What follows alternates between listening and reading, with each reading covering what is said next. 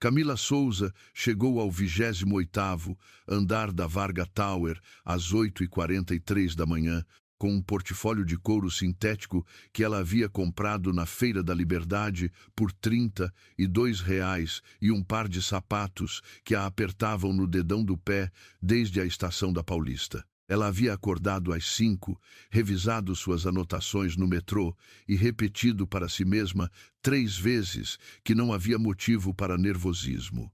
Era uma entrevista, ela havia passado por coisas mais difíceis. A recepcionista olhou para ela com aquele sorriso que não era exatamente frio, mas também não era exatamente caloroso. O tipo de sorriso que dizia que a pessoa já havia visto muita gente sentar naquelas cadeiras e sair sem o emprego. Camila sorriu de volta, deu seu nome e foi direcionada para uma fileira de cadeiras ao longo da parede de vidro que dava para o corredor interno da empresa. E foi aí que ela viu. Do outro lado do corredor, através de uma parede de vidro fumê que separava a área de espera da sala de reuniões principal, havia uma tela de projeção iluminada. A reunião lá dentro estava em andamento, provavelmente já fazia 1 hora, e alguém havia deixado o conteúdo da apresentação visível para qualquer pessoa que passasse pelo corredor. Camila não deveria ter olhado. Era uma questão de protocolo, de bom senso. Ela olhou. O gráfico na tela era uma matriz de análise de risco com eixos cruzados divididos em quadrantes de cor. O eixo vertical media o grau de exposição acionária. O eixo horizontal media a velocidade de aquisição hostil. Nos quadrantes havia clusters de pontos identificados por siglas de empresas, e no canto superior direito havia uma seta vermelha curvada que a maioria dos analistas nunca desenhava porque parecia dramática demais para uma apresentação executiva. Camila havia desenhado aquela seta. Ela havia desenhado aquela seta às 2h41 da manhã de uma sexta-feira, em março do ano passado, na mesa da cozinha do apartamento que ela dividia com mais 2 pessoas no Brás, usando uma planilha que ela havia montado nos últimos 6 meses, com dados públicos da CVM, relatórios anuais e 3 livros de modelagem financeira que ela havia pegado emprestado da biblioteca da USP com o cartão de um amigo. Ela havia desenhado aquela seta porque os dados apontavam para uma vulnerabilidade específica no flanco leste do portfólio da Varga Group, e ela havia achado que alguém dentro da empresa precisava saber disso, mesmo que esse alguém nunca soubesse de onde havia vindo o aviso. Ela havia enviado o relatório pelo formulário anônimo de contribuição estratégica que a Varga Group mantinha no site institucional, mais como curiosidade corporativa do que como canal real de comunicação. Ela havia usado um endereço de e-mail descartável e um código de identificação que ela havia criado na hora. CMS20240847. O gráfico na tela tinha a seta vermelha curvada no canto superior direito. Camila ficou olhando para a tela por um tempo que ela depois não conseguiu calcular com precisão, porque alguma coisa dentro dela havia parado de funcionar no ritmo normal. Não era raiva, não era ainda. Era mais parecido com o momento em que você está lendo um livro e percebe que uma cena que você pensava ter imaginado estava impressa na página o tempo todo. A porta da sala de reuniões se abriu. O homem que saiu primeiro era alto, de terno cinza chumbo sem gravata, com a manga esquerda do paletó levemente amassada da forma como os punhos ficam quando a pessoa passou a manhã apoiada sobre a mesa. Camila o reconheceu imediatamente.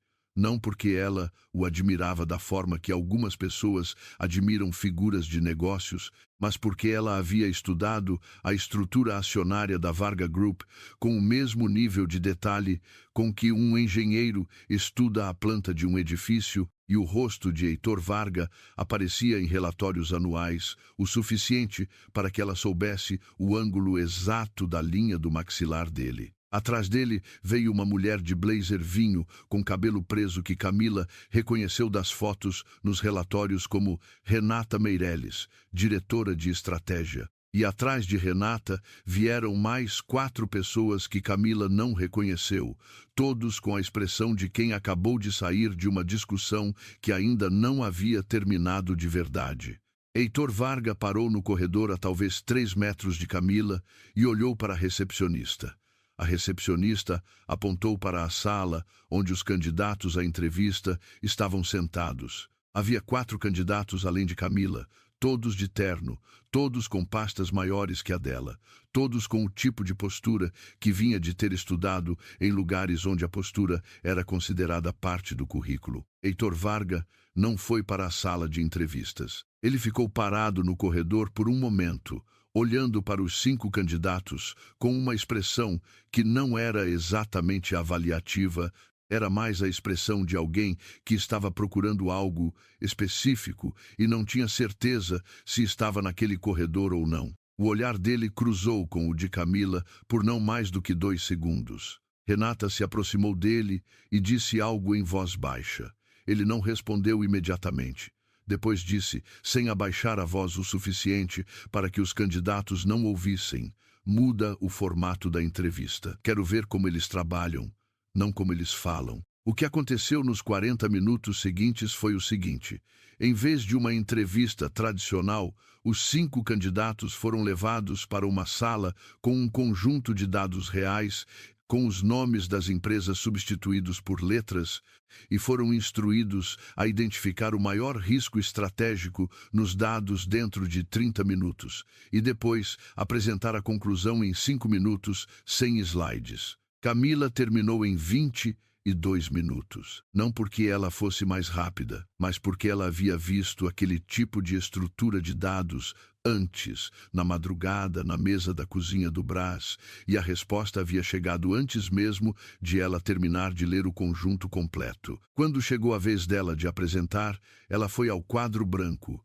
desenhou 2 eixos e disse: o risco não está onde os números maiores estão. O risco está aqui, onde os números parecem estáveis demais para ser verdade. Quando uma série temporal de dados de aquisição tem variância 0 por 3 trimestres consecutivos, ou os dados foram suavizados artificialmente, ou alguém estava esperando o momento certo para se mover. Em qualquer um dos 2 casos, a janela de reação já está mais estreita do que o conselho provavelmente sabe. Silêncio. Renata estava de braços cruzados. A expressão dela era de alguém que acabou de morder algo que esperava ser doce e descobriu que era amargo. Heitor Varga estava com a caneta parada no meio do caderno. Um dos outros candidatos, um homem de cerca de 35 anos, com a confiança de quem havia feito 3 estágios em bancos de investimento, disse: com o devido respeito, essa leitura pressupõe acesso a dados históricos que não estão nesse conjunto. Camila respondeu: não. Pressupõe que você leia os dados que estão no conjunto como uma sequência e não como pontos isolados. A suavização está no padrão de arredondamento das casas decimais nos relatórios trimestrais.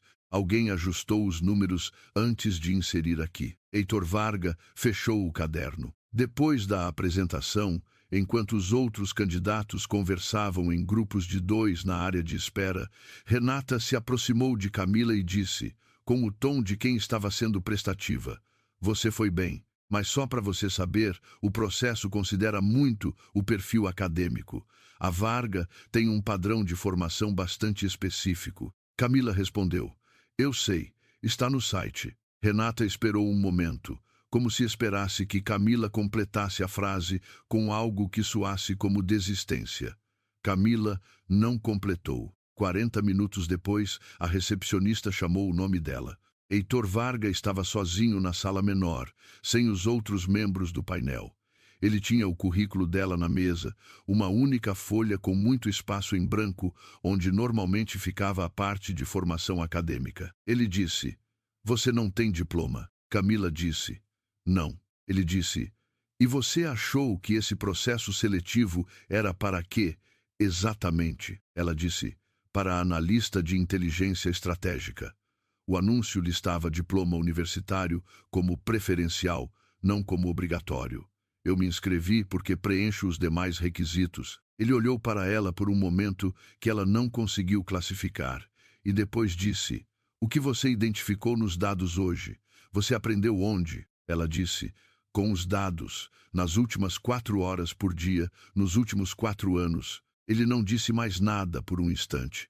Depois deu a volta para o outro lado da mesa, pegou o currículo dela e fez uma anotação no canto da folha com a caneta. Camila não conseguiu ler o que era, mas a forma como ele escreveu, rápido, sem hesitação, era a forma de quem estava registrando uma decisão que já havia tomado. Quando Camila saiu da sala, Renata estava no corredor.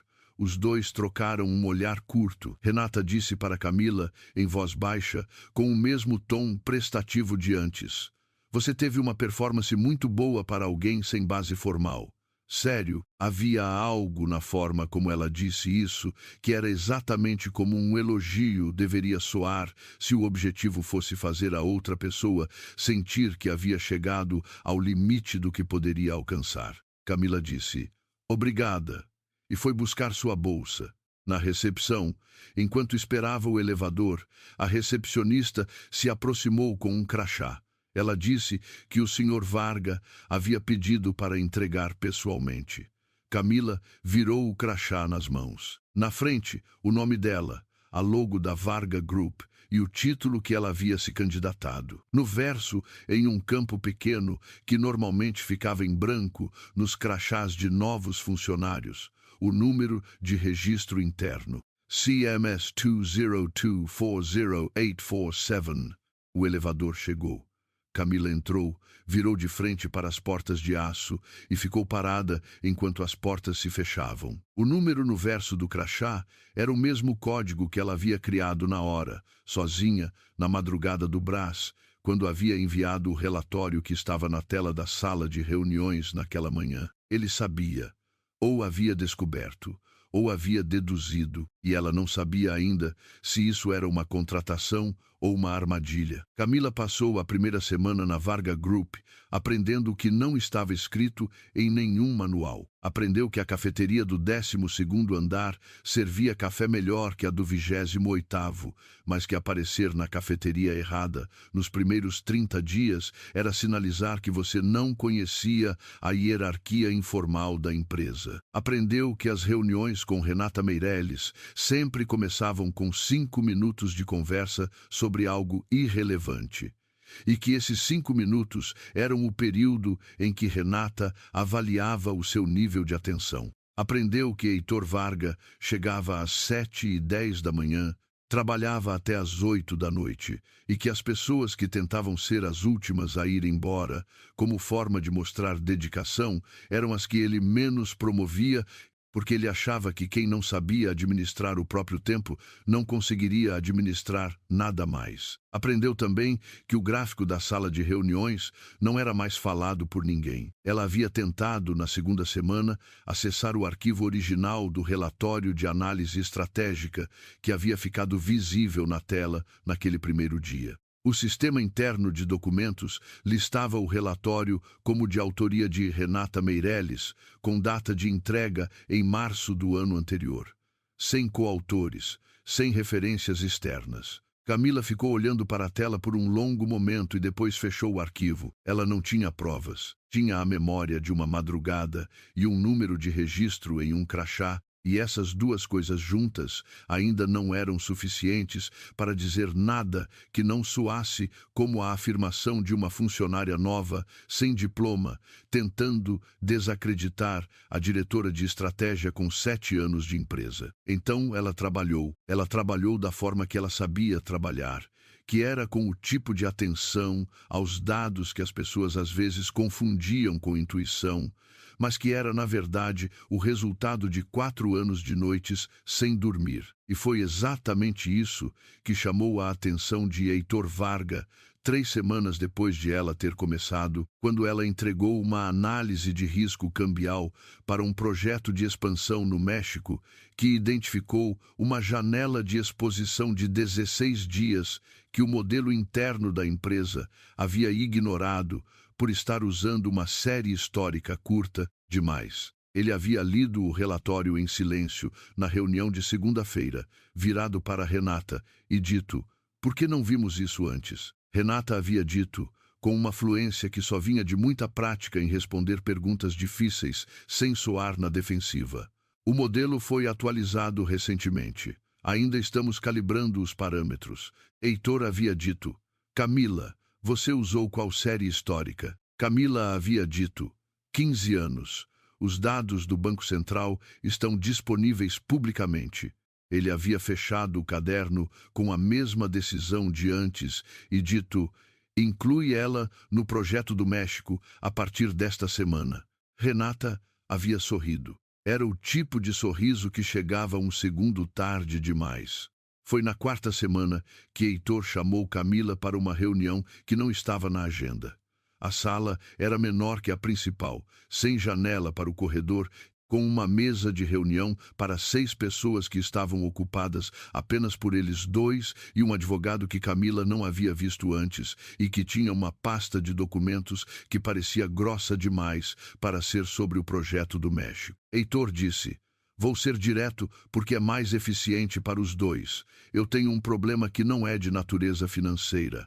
É de natureza contratual." Camila esperou. Ele disse: "O testamento do meu avô inclui uma cláusula de governança patrimonial que foi escrita em 1987 e que nenhum dos advogados da família conseguiu derrubar nos últimos 2 anos. A cláusula estabelece que o controle votante da holding principal da Varga Group permanece sob gestão da família direta apenas enquanto o herdeiro principal estiver casado. A Assembleia Anual de Acionistas é em 90 dias.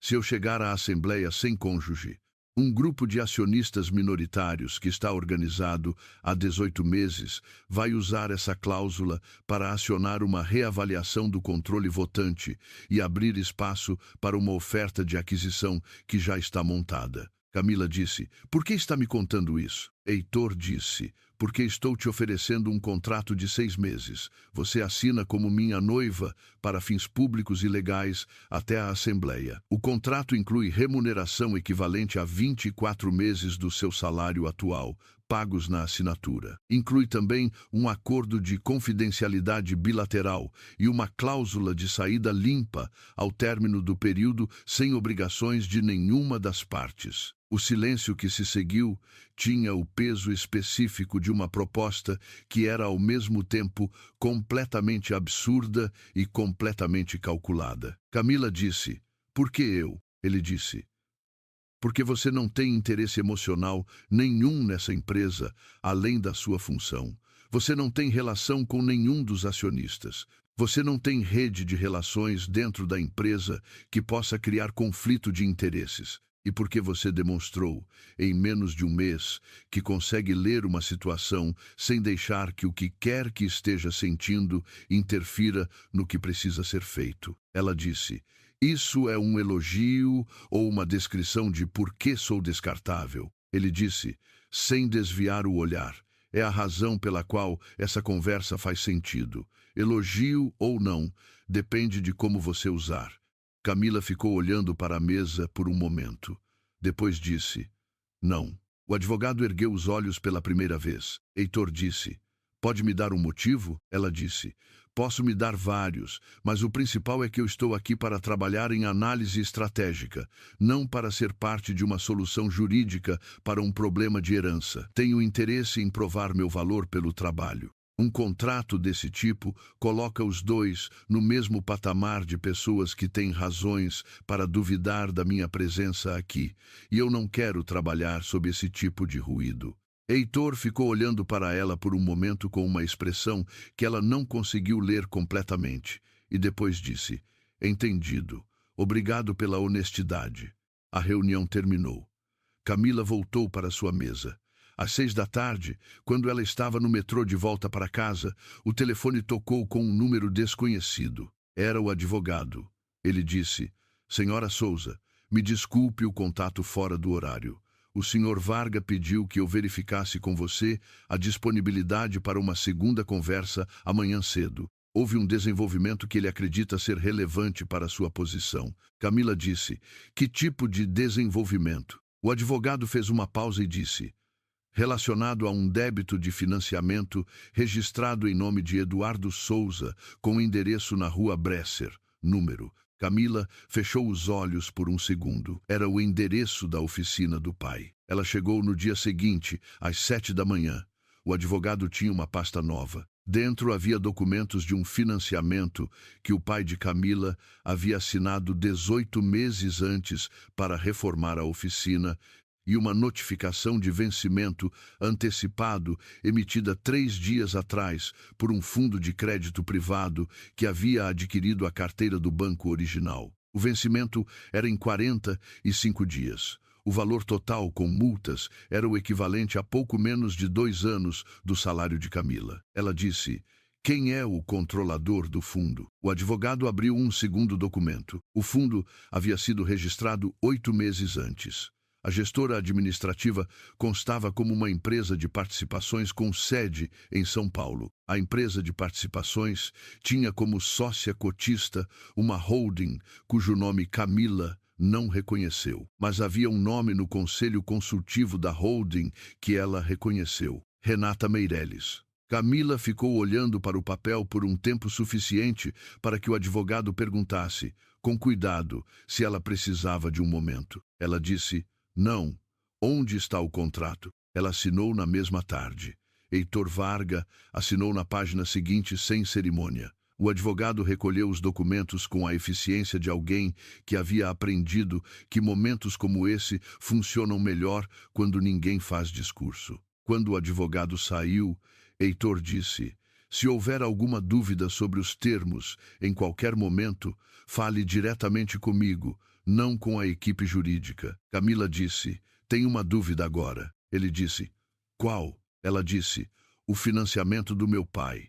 Você sabia antes ou descobriu junto comigo? Ele ficou em silêncio por um momento que foi um segundo mais longo do que um simples não precisaria ser. Depois disse: eu descobri essa manhã quando o advogado me apresentou o documento. Ela disse: certo. Ela não disse mais nada sobre isso, mas guardou a resposta com o mesmo cuidado com que guardava tudo que não conseguia verificar ainda, mas que não queria perder. Naquela noite, no apartamento do Brás, ela ligou para o pai e disse que havia conseguido uma promoção e que ia resolver a questão da oficina em breve. O pai disse, com a voz que ele usava quando estava tentando não demonstrar alívio demais para não preocupá-la: não precisa se preocupar com isso, minha filha. A gente dá um jeito. Ela disse: eu sei, pai, eu sei. Depois ficou sentada na borda da cama por um longo tempo, olhando para o contrato dobrado dentro da bolsa, e pensou que às vezes a diferença entre uma armadilha e uma saída de emergência dependia inteiramente de quem chegava primeiro. A notícia do noivado de Heitor Varga chegou ao mercado financeiro de São Paulo na forma que todas as notícias importantes chegavam naquele meio. Primeiro como rumor em grupos privados de mensagem, depois como especulação em colunas de negócios e finalmente como confirmação em uma nota curta no site de relações com investidores da Varga Group, que dizia apenas que o senhor Heitor Varga havia formalizado um compromisso pessoal e que quaisquer desdobramentos relevantes seriam comunicados nos canais adequados. O nome de Camila não aparecia na nota. Apareceu, no entanto, nas fotos que um fotógrafo de coluna social tirou na entrada do Fasano 3 dias depois, quando Heitor a levou para um jantar que havia sido marcado com a precisão estratégica de um lançamento de produto, na data e no restaurante certos, para que as pessoas certas vissem e comentassem, sem que ninguém precisasse solicitar que vissem e comentassem.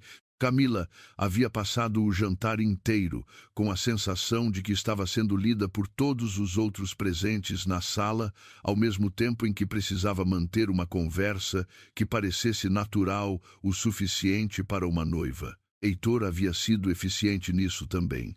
Ele sabia exatamente o que dizer em público, exatamente como posicionar o corpo, exatamente quando sorrir. Era como assistir alguém que havia estudado performance sem nunca ter tido interesse genuíno em atuar. Na volta, no carro, ele havia dito: você foi bem. Ela havia dito: Eu sei que fui. Ele havia olhado para ela de lado, com uma expressão brevíssima que ela não soube classificar, e depois olhado de volta para a janela. Dentro da empresa, a reação foi diferente. A maior parte dos funcionários, especialmente os que não tinham conhecimento dos detalhes do testamento do avô de Heitor, recebeu a notícia com o tipo de surpresa confusa que vinha de não conseguir encaixar Camila em nenhuma das categorias de pessoas com quem Heitor Varga deveria estar se comprometendo. Ela não tinha histórico social conhecido na cidade, não tinha família em nenhum dos círculos que importavam, não tinha diploma. A última parte era a mais comentada, sempre em voz baixa, sempre com o tipo de cuidado que as pessoas usam quando querem dizer algo, mas também querem ter a opção de negar que disseram. Renata havia dito, em uma reunião de equipe da qual Camila participava, com um sorriso que chegava aos olhos com atraso suficiente para ser notado: temos muita sorte de ter pessoas tão dedicadas entrando para a família Varga. Havia uma pausa de talvez meio segundo entre dedicadas e entrando para a família que fazia as duas coisas soarem como categorias distintas. Foi na quinta semana que Camila começou a encontrar os rastros. Estava revisando o arquivo de documentos do projeto de reestruturação do Portfólio Sul, que havia sido concluído 2 anos antes, buscando precedentes metodológicos para um projeto novo, quando encontrou uma planilha de modelagem com um erro de fórmula específico em uma das abas auxiliares. Era um erro pequeno, do tipo que não afetava o resultado final, porque estava em uma aba que não alimentava os cálculos principais. Mas era um erro que ela reconhecia. Ela o havia cometido. Ela havia cometido exatamente aquele erro, naquela estrutura de fórmula específica, no arquivo original que havia construído na mesa da cozinha do Brás.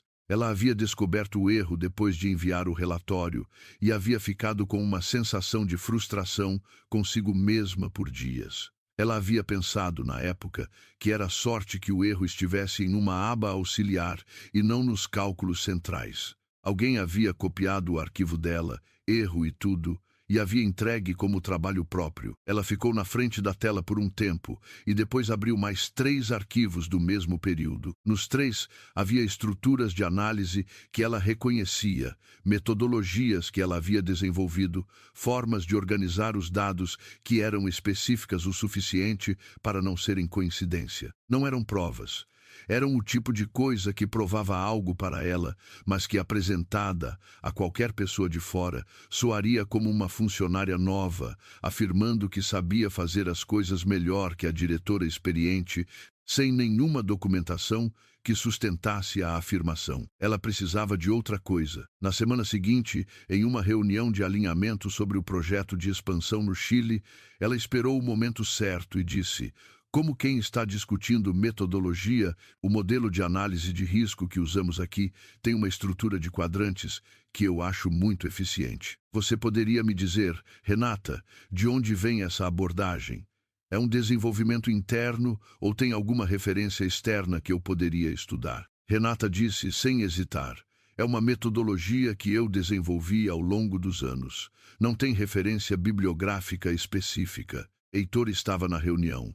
Ele olhou para Camila por um segundo. Camila disse: entendido, obrigada. Ela não disse mais nada naquele momento, mas depois da reunião ficou na sala um segundo mais longo que o necessário e disse a Heitor: posso te fazer uma pergunta sobre os arquivos de análise estratégica do período de 2024? Ele disse: pode. Ela disse: o relatório de vulnerabilidade de aquisição hostil que foi apresentado ao Conselho em abril daquele ano. Você tem acesso aos metadados do arquivo original? Data de criação, dispositivo de origem? Heitor ficou olhando para ela por um momento com a atenção específica de alguém que está processando mais do que a pergunta em si. Depois disse: por que você quer saber isso? E ali, naquele exato segundo, ela cometeu o erro que depois ficaria repassando em sua cabeça por dias. Ela disse: estou tentando entender a metodologia histórica da empresa para alinhar com o que estou desenvolvendo. Era uma resposta que soava razoável. Era uma resposta que não comprometia nada. Era também uma resposta que não dizia o que precisava ser dito. E Camila sabia disso no segundo em que as palavras saíram. Sabia com a clareza específica de quem reconhece uma oportunidade sendo desperdiçada em tempo real. Heitor disse: "Posso verificar com a equipe de TI?" Ela disse: "Obrigada." Saiu da sala com a sensação de alguém que havia chegado até a linha e parado. O motivo pelo qual ela havia parado era o seguinte: ela não tinha provas do que havia acontecido, só reconhecia o padrão. E afirmar algo sem provas, num ambiente onde ela já era vista como a pessoa de fora, sem diploma, que havia chegado ao noivado do CEO por razões que ninguém conseguia explicar satisfatoriamente, era o caminho mais curto para ser descredenciada de tudo que havia construído ali. Então ela esperou da forma errada, que era esperando que a verdade aparecesse sozinha. 5 dias depois, Renata chegou a Heitor com um documento. Camila não estava na sala quando isso aconteceu. Soube pelos desdobramentos. Heitor a chamou naquela tarde com uma expressão que era controlada demais para significar que estava tudo bem. Ele colocou sobre a mesa a impressão de um e-mail. O e-mail tinha o endereço dela como remetente e estava endereçado para um servidor externo que ela não reconhecia. O conteúdo era uma consulta sobre acesso a arquivos internos de estratégia da Varga Group, com detalhes específicos sobre o sistema de armazenamento interno. Camila disse: "Eu não mandei esse e-mail." Heitor disse: "O endereço é o seu." Ela disse: "Alguém usou meu endereço, ou criou um endereço parecido. Você pode verificar os cabeçalhos técnicos do e-mail com a equipe de TI?" Ele disse: "Já verifiquei. O cabeçalho mostra a origem interna." Ela disse: "Isso não é possível." Ele disse, com uma voz que era absolutamente neutra, da forma em que as vozes ficam quando a pessoa está controlando muito esforço: "Camila, eu preciso ser direto. Você me fez uma pergunta sobre os metadados de um arquivo de análise estratégica. 5 dias depois, aparece um e-mail sugerindo tentativa de acesso não autorizado a esses mesmos arquivos. Eu não sei o que está acontecendo, mas enquanto não sei, vou precisar suspender seu acesso ao servidor de documentos estratégico." Ela disse: "Você acredita que eu fiz isso?" Ele ficou em silêncio por um segundo. Depois disse: "Eu acredito que não tenho informação suficiente ainda para decidir o que acreditar." Era uma resposta honesta. Era também uma resposta que deixava Camila em uma posição em que o ônus da prova era inteiramente dela, sem acesso às ferramentas que precisaria para produzi-la. Quando ela saiu da sala de Heitor naquela tarde, Renata estava no corredor. As duas se olharam por menos de um segundo. Renata disse: "Espero que tudo esteja bem." Camila disse: "Está." Entrou no elevador e ficou de frente para as portas de aço enquanto desciam. Nos 23 andares de descida, ela reconstruiu o erro que havia cometido na sala de Heitor uma semana antes. Ela havia chegado até a linha e parado porque não queria parecer a pessoa que afirma coisas sem provas. E porque havia parado, havia dado a Renata uma semana inteira para construir uma barreira. A diferença entre esperar a verdade aparecer e ir buscar a verdade era a diferença entre ser reativa e ser intencional. Camila havia passado a vida sendo a segunda coisa em tudo, exceto naquilo que mais importava agora. Ela havia cometido o erro. Ela não pretendia cometê-lo 2 vezes. Havia uma cláusula no contrato de noivado que Camila havia lido 3 vezes antes de assinar, não porque fosse incomum, mas porque havia algo naquele parágrafo específico que ela havia guardado na memória com o cuidado de quem reserva uma ferramenta para um uso futuro ainda indefinido. A cláusula dizia: "Em conformidade com a legislação de transparência patrimonial aplicável a vínculos conjugais em formação, a parte contratante feminina tem direito de solicitar acesso integral aos registros de auditoria interna da Varga Participações para fins de verificação patrimonial prévia à formalização do vínculo, com prazo de resposta de 72 horas a partir da solicitação formal." Era uma cláusula padrão.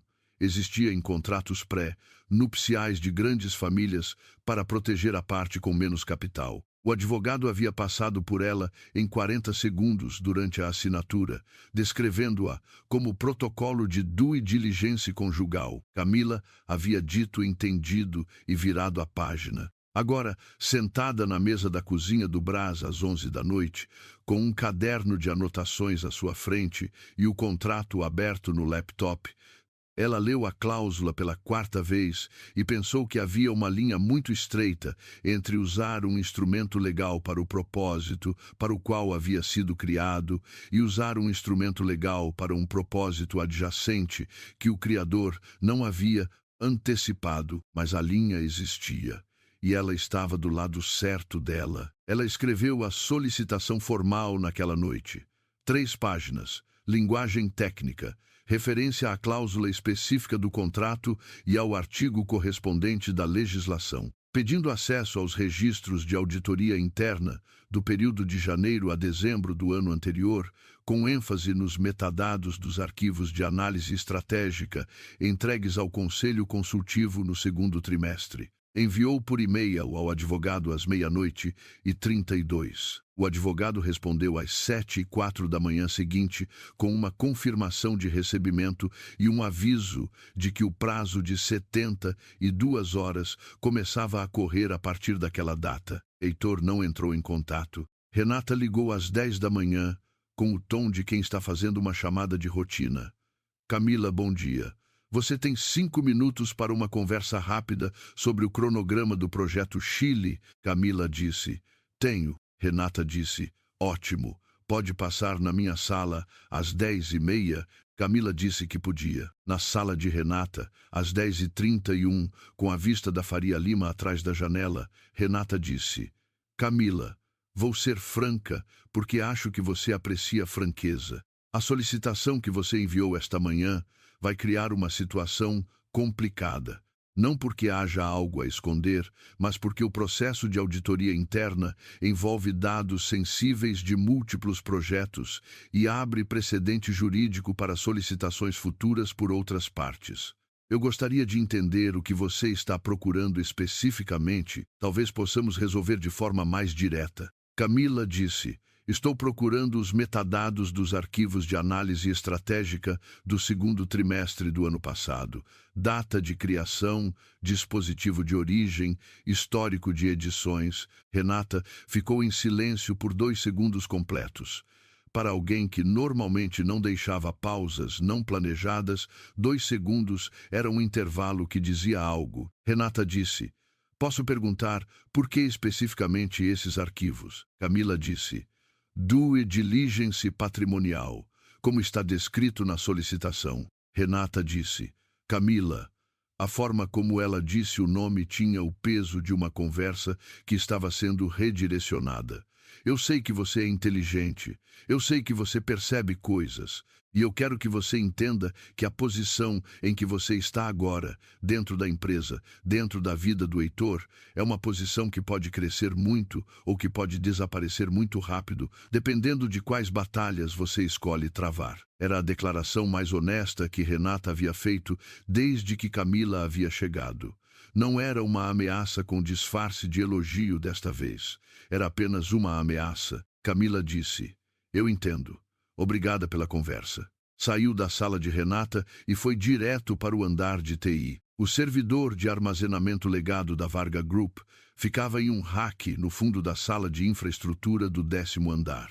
Era o tipo de equipamento que as empresas mantêm porque migrar dados históricos para sistemas novos custa tempo e dinheiro, e ninguém quer assumir a responsabilidade de algo dar errado durante a migração. O técnico de TI que havia ajudado Camila a recuperar um arquivo corrompido nas primeiras semanas se chamava Fábio e tinha o tipo de lealdade que vinha de alguém ter se dado ao trabalho de aprender o nome da pessoa que consertava os problemas do computador. Camila explicou o que precisava dentro do escopo da solicitação formal que havia enviado ao advogado.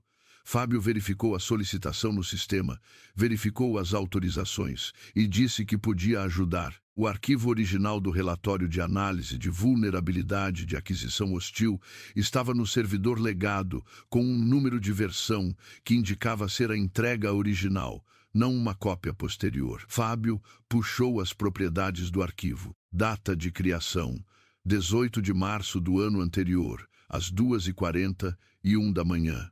Dispositivo de origem: notebook Dell, com número de série que Fábio digitou em um segundo sistema e que voltou cadastrado como equipamento pessoal registrado no sistema de terceiros da empresa com o nome de uma consultora externa contratada por período curto. O nome da consultora externa era um nome que Camila não reconhecia, mas o endereço de cadastro da consultora externa era um endereço de São Paulo. E o código de identificação da contribuição, que aparecia nos metadados como campo de origem, era CMS20240847. Camila ficou olhando para a tela por um tempo, que Fábio depois descreveu, quando contou a história para um colega meses depois, como o tipo de silêncio de pessoa que acabou de encontrar o que estava procurando e ainda não decidiu o que fazer com isso. Ela disse: Fábio, você pode imprimir esse relatório de propriedades e assinar como técnico responsável pela extração? Ele disse: Posso. Ela disse: Obrigada. Ela estava no corredor com as folhas impressas na mão quando o telefone tocou. Era Heitor. Ele disse: Camila, eu preciso falar com você. Você pode subir? Ela disse: Estou subindo agora. A sala de Heitor ficava no 28º andar. No canto da planta que dava para a confluência da Faria Lima com a Cidade Jardim. Era uma sala que transmitia poder sem tentar, o tipo de espaço em que os móveis eram caros o suficiente para serem invisíveis, porque nada precisava chamar atenção para si mesmo quando tudo já era exatamente certo. Heitor estava de pé quando ela entrou, não sentado atrás da mesa, mas ao lado da janela. Era a primeira vez que ela o via na sala, sem estar atrás da mesa, e havia algo nessa diferença de posição que tornava a cena menos formal e, por isso mesmo, mais tensa. Ele disse: O advogado me comunicou da solicitação. Ela disse: Eu sei. Ele disse: Renata também me procurou. Ela disse: Eu imagino. Ele ficou em silêncio por um momento e depois disse: Camila, o que você está procurando? Ela colocou as folhas sobre a mesa. Eram 4 páginas. O relatório de propriedades do arquivo, o registro do dispositivo de origem, o histórico de edições que mostrava que o arquivo havia sido aberto pela primeira vez de um dispositivo diferente 48 horas após a criação original, e o campo de código de identificação com o número CMS20240847. Ela disse: Esse é o relatório de análise de vulnerabilidade de aquisição hostil que salvou a Varga Group de uma tomada que estava sendo montada há 2 anos. O arquivo foi criado em 18 de março do ano passado, às 2h41 da manhã, em um dispositivo que não pertence a nenhum funcionário interno da empresa naquela data. O código de identificação no campo de origem é o código que eu usei quando enviei esse relatório pelo formulário anônimo do site da Varga Group. Heitor olhou para as folhas. Não as tocou ainda. Ficou olhando para elas com a atenção específica de alguém que está lendo mais do que o que está escrito. Ela continuou: O arquivo foi aberto pela primeira vez de um dispositivo cadastrado em nome de Renata Meirelles 48 horas depois da criação. O relatório que chegou ao conselho 3 semanas mais tarde foi apresentado como trabalho dela, sem referência à fonte externa, sem coautoria. Silêncio. Heitor ficou olhando para as folhas por um tempo suficiente para que ela pudesse escutar o som distante do tráfego 28 andares abaixo. Ele disse, sem levantar os olhos das folhas: Por que você não disse isso antes? Ela disse: Porque não tinha provas antes. E porque eu sabia que sem provas seria exatamente o que pareceria ser. Uma funcionária nova, sem diploma, tentando desacreditar a diretora de estratégia mais experiente. Ele levantou os olhos. A expressão dele era de alguém que está processando não apenas o que está ouvindo, mas também o que aquilo significa sobre tudo que acreditou antes. Ela disse: eu errei também. Na semana passada, quando você me perguntou por que eu queria os metadados, eu devia ter dito exatamente isso. Não disse porque ainda estava tentando chegar lá pela rota mais segura. Mais segura para mim significava tempo para você continuar confiando na pessoa errada. Heitor ficou em silêncio por um longo momento. Depois pegou as folhas e ficou olhando para o código no campo de origem. CMS 20240-847. Ele disse. O crachá. Ela disse. Sim, ele disse. Você sabia desde o primeiro dia. Ela disse. Eu soube desde o primeiro dia que o relatório era meu.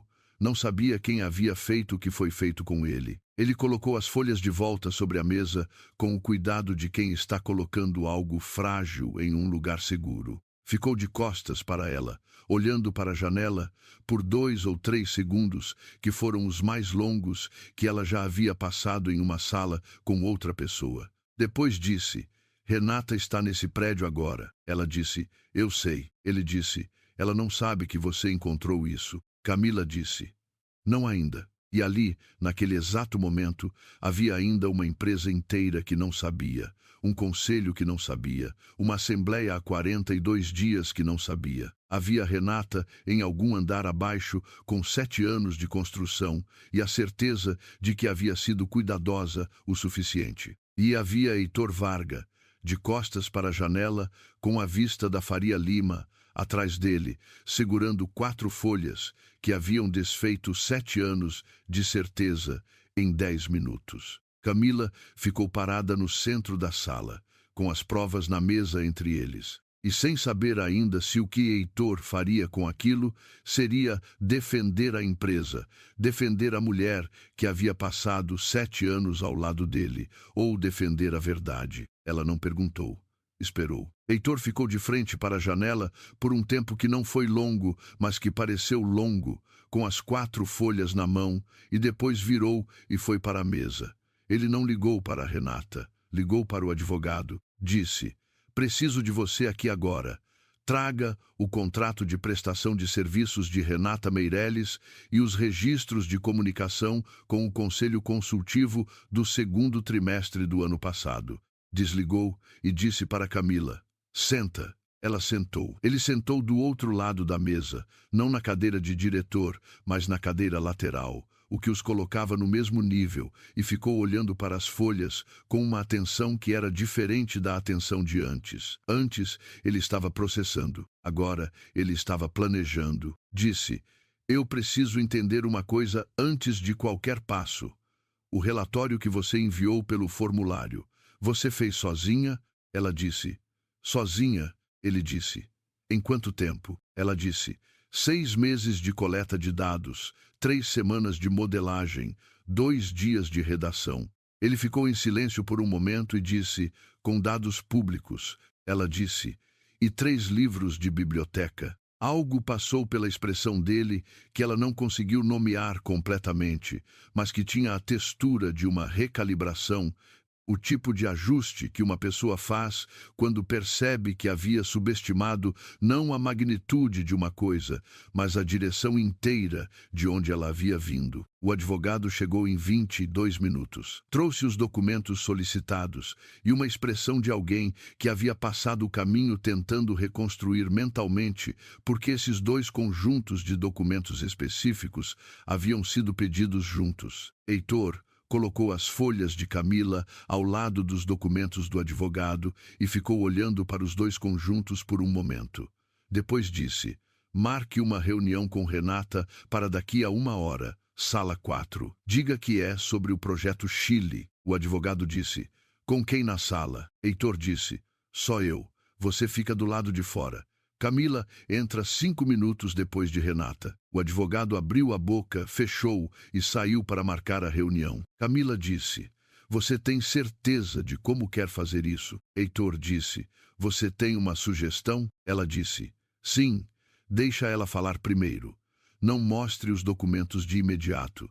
Pergunte sobre o relatório de vulnerabilidade como se fosse uma revisão de metodologia. Deixa ela construir a versão dela mais uma vez. Quando ela terminar, coloque as folhas na mesa. Heitor ficou olhando para ela. Ela disse: ela vai ter uma reação ao ver os metadados que vai ser mais útil do que qualquer coisa que ela possa dizer antes de ver luz. E a reação vai estar na sala, com o advogado do lado de fora, e sem tempo para preparar nada. Heitor ficou em silêncio por um segundo. Depois disse: certo. A sala 4 era uma sala de reunião sem janela externa, com paredes de vidro voltadas para o corredor interno e persianas que podiam ser fechadas. Heitor fechou as persianas antes de Renata entrar. Camila ficou sentada em uma sala adjacente, ouvindo através do sistema de intercomunicação que o advogado havia ativado, depois de verificar que era legalmente permitido dentro das instalações da empresa com a presença de testemunha. Heitor disse: Renata, obrigado por vir. Estou revisando a metodologia dos nossos principais relatórios estratégicos do ano passado para a apresentação ao Conselho próximo mês. Quero passar pelo relatório de vulnerabilidade de aquisição do segundo trimestre. Me conta como você chegou à estrutura de quadrantes que você usou. Renata disse, com a fluência de alguém que havia contado aquela história o suficiente para que ela se sentisse verdadeira. Foi um processo de várias semanas. Comecei com a análise da série histórica de aquisições do setor.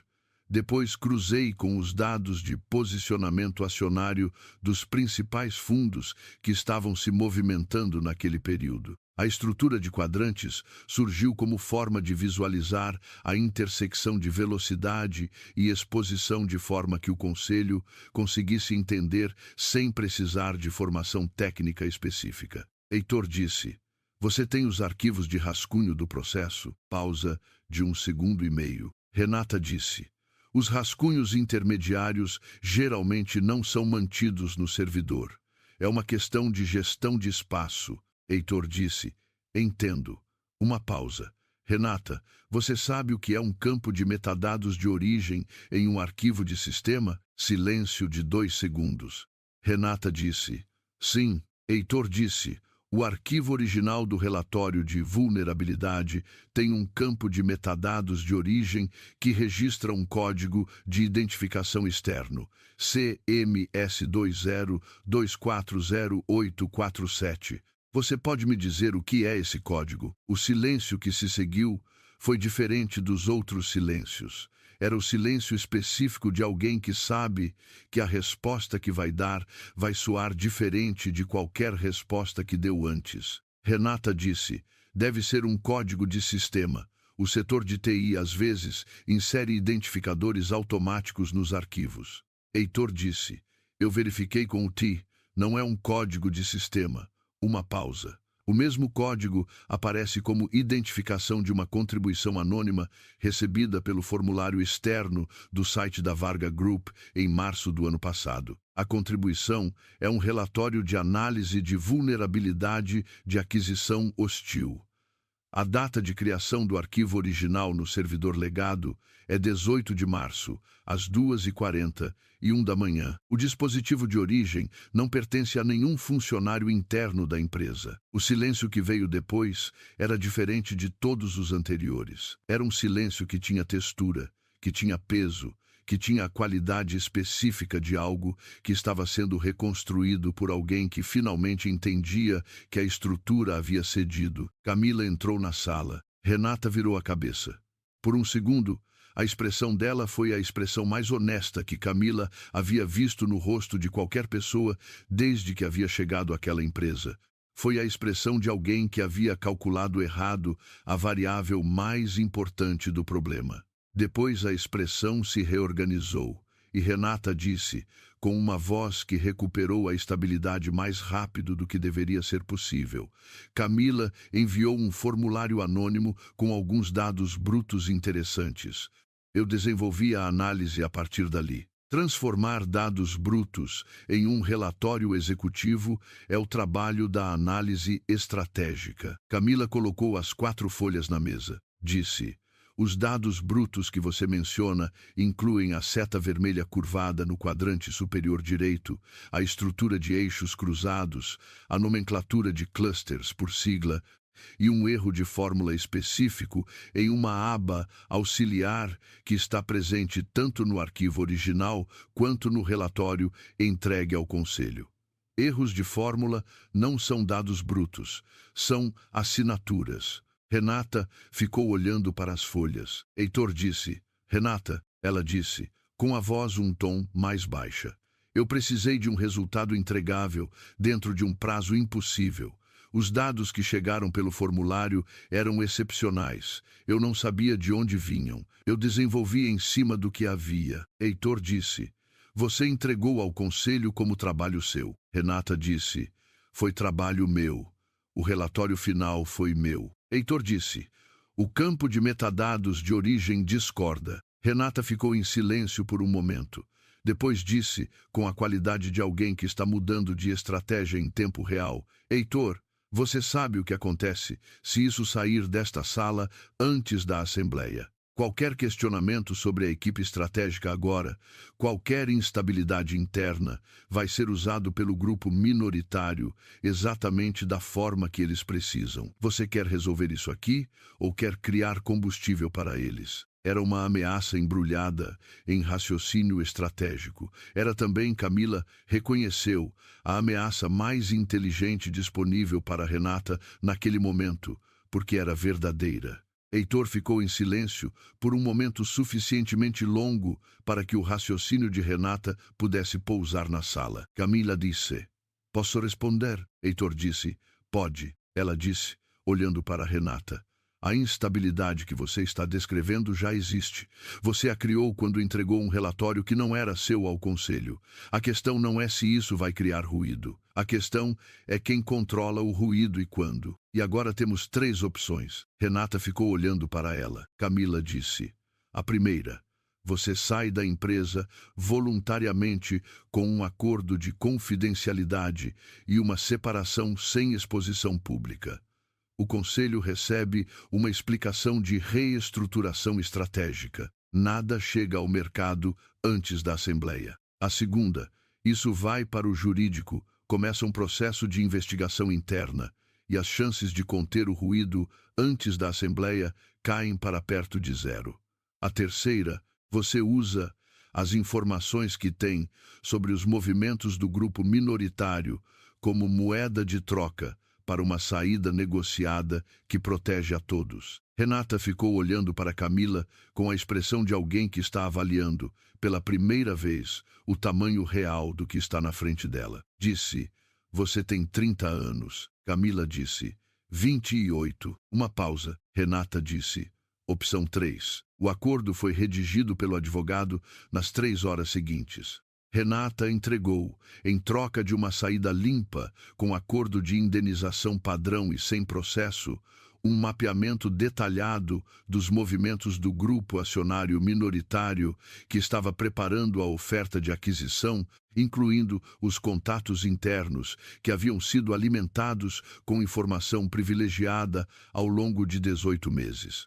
Era informação que valia muito mais do que ela estava pedindo em troca, e todo mundo na sala sabia disso, incluindo Renata, que sabia que havia perdido a posição de negociação muito antes daquela tarde. Ela assinou às 6h40 e 1 da tarde e saiu da sala sem olhar para Camila. O advogado saiu logo depois para iniciar o processo de notificação ao departamento jurídico. Heitor e Camila ficaram sozinhos na sala, 4 pela primeira vez desde o início de tudo aquilo. Ele ficou olhando para a mesa por um momento e depois disse: O Conselho vai querer explicações. Camila disse: Eu sei.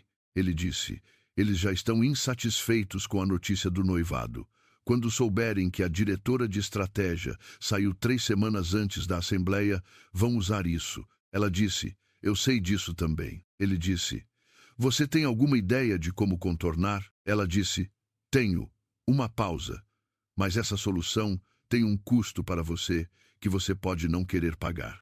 Eila a Olhau. Ela disse: A única forma de apresentar a saída da Renata ao conselho de forma que não seja lida como instabilidade é apresentar junto com ela a análise que eu fiz com meu nome e o registro documentado de que essa análise salvou a empresa de uma aquisição hostil há mais de um ano. O custo para você é admitir ao Conselho que um relatório de autoria externa chegou ao seu conhecimento sem que você soubesse identificar a fonte. O custo para mim é me expor como a pessoa que fez a análise, sem diploma, em uma mesa de cozinha no Brás, e esperar que o Conselho decida que isso é credencial suficiente. Heitor ficou em silêncio. Ela disse, é uma aposta.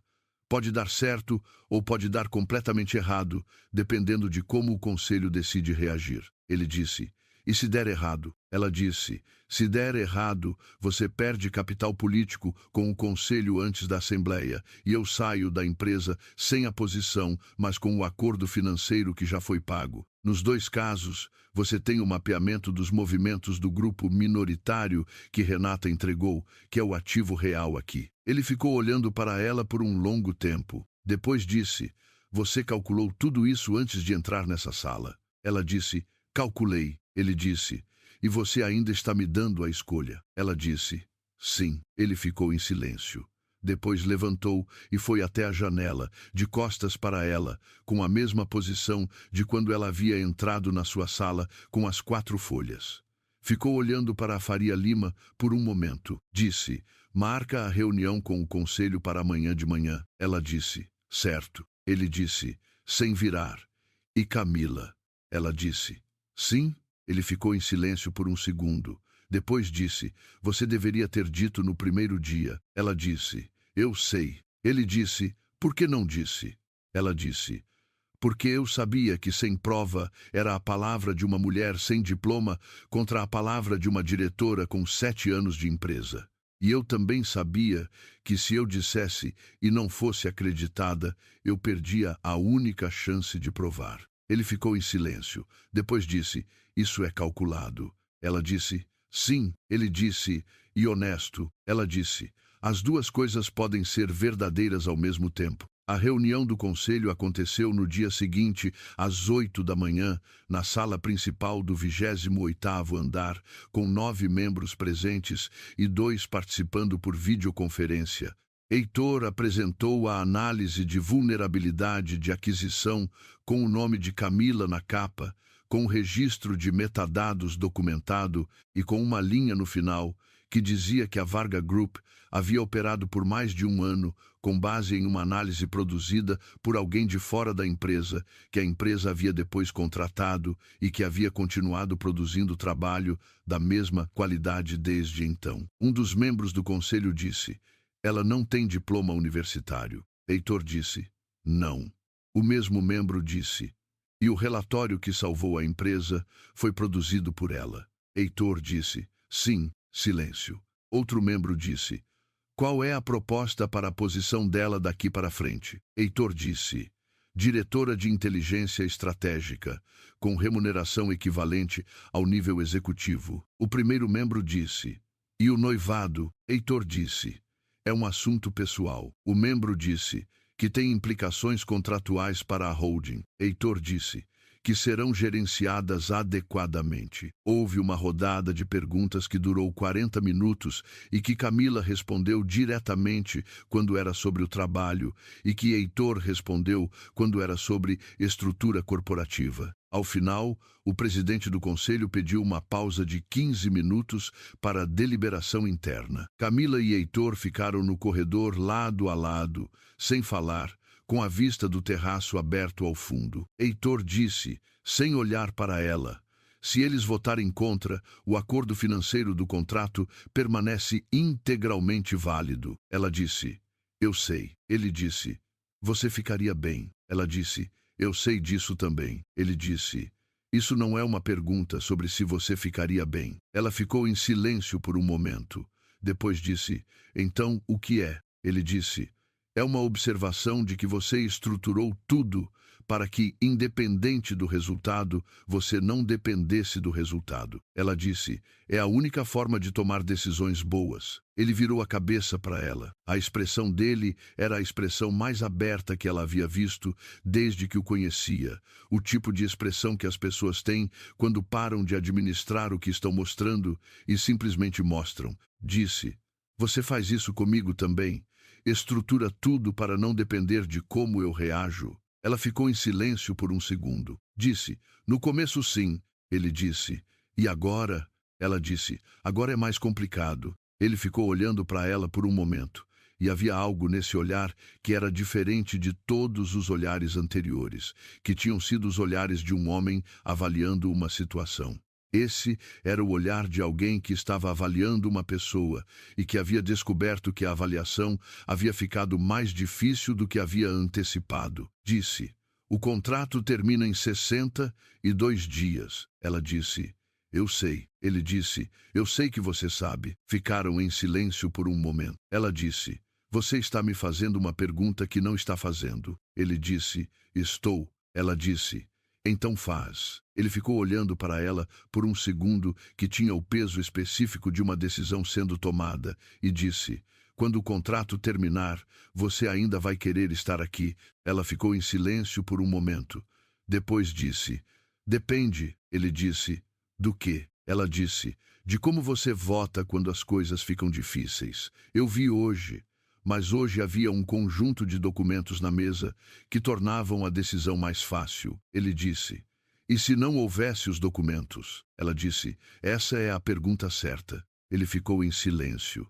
Depois disse, com uma voz que era mais tranquila e por isso mais honesta do que qualquer coisa que ela havia ouvido dele antes. Se não houvesse os documentos, eu teria levado mais tempo, mas eu teria chegado no mesmo lugar. Ela disse, como você sabe? Ele disse, porque o erro de fórmula na aba auxiliar estava lá desde o primeiro relatório que você me entregou na segunda semana. Eu o reconheci. Não soube o que fazer com isso por um tempo. Camila ficou olhando para ele. Ele disse, você não é a única que esperou mais tempo do que devia. A porta do conselho se abriu. O presidente saiu e disse, com a expressão de alguém que havia chegado a um resultado que era razoável, se não totalmente confortável, podemos retomar. A votação foi 6-3 a favor. 3 membros votaram contra, 2 por questão de precedente de governança e 1 porque achava que promover alguém sem diploma enviava uma mensagem errada para a cultura da empresa. O presidente anotou as 3 objeções e disse que seriam consideradas na revisão da política de recrutamento que havia sido programada para o trimestre seguinte. Camila disse que agradecia a consideração. Depois da reunião, quando os membros do conselho estavam se dispersando e o advogado estava recolhendo documentos, Heitor se aproximou dela e disse, em voz baixa, o suficiente para ser uma conversa e não um anúncio. A posição é sua, se você quiser, não como parte do contrato. Separada, ela disse, eu quero, com uma condição. Ele disse, qual? Ela disse, a descrição da posição inclui acesso direto ao conselho para a apresentação de análises independentes, sem intermediário entre o trabalho e quem precisa ver o trabalho. Ele disse, feito. Ela disse, certo. Ele ficou em silêncio por um momento. Depois disse, mais alguma condição? Ela disse, por enquanto não. Ele disse, por enquanto. Ela disse, é um prazo razoável. Ele ficou olhando para ela com aquela expressão que ela havia aprendido a ler nas últimas semanas, como a expressão de alguém que estava a ponto de dizer algo que não havia dito antes e que desta vez não recuou. Disse, o contrato termina em 62 dias. O que vem depois não precisa ter prazo. Ela ficou olhando para ele por um segundo. Disse, vamos ver como você se sai nos próximos 62 dias. Ele disse, é uma avaliação justa.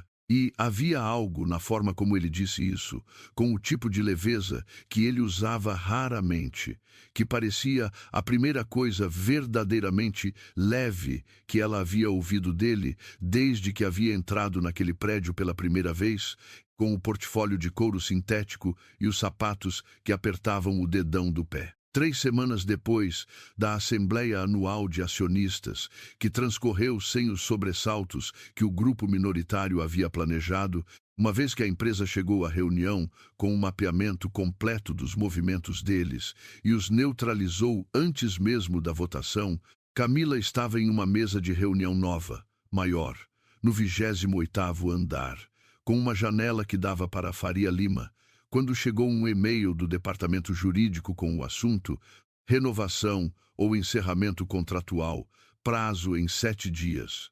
Era o contrato de noivado. Ela ficou olhando para o e-mail por um momento, depois foi até a janela e ficou olhando para São Paulo, para a confluência de avenidas 28 andares abaixo, para os táxis e ônibus e as pessoas que não sabiam o nome dela e que ela nunca saberia os nomes delas, e pensou que havia chegado àquela cidade com um portfólio de R$ 32 e um relatório que ninguém havia pedido e que havia descoberto, ao longo dos meses seguintes, que as coisas mais importantes que ela havia construído não estavam em nenhum dos dois. Heitor apareceu na porta da sala. Disse: "Você leu o e-mail do jurídico?" Ela disse: "Acabei de ler." Ele disse: "E?" Ela ficou olhando para ele por um segundo. Depois disse: "Manda de volta com uma contraproposta." Ele disse: "Que tipo de contraproposta?" Ela disse: "Sem prazo de validade." Heitor ficou em silêncio por um momento. Depois disse: "Isso vai precisar de uma redação diferente." Ela disse: "Pode deixar o advogado criar. Ele gosta de documentos." Ele deu um passo para dentro da sala. Disse, com a voz mais tranquila que ela havia escutado nele: "Você tem certeza?" Ela disse: "Você passou os últimos 62 dias me mostrando como vota quando as coisas ficam difíceis." Ele disse: "E?" Ela disse: "E você votou certo." Não era uma declaração que um roteirista escreveria para um final de novela. Não tinha o tipo de eloquência que as pessoas associam a momentos decisivos. Mas havia algo nessa troca específica, nessa sala específica, no 28º andar de um prédio na Faria Lima, que era exatamente o tipo de coisa verdadeira que acontece quando duas pessoas param de administrar o que estão sentindo e simplesmente sentem. O contrato original expirou 7 dias depois. Ninguém assinou o encerramento.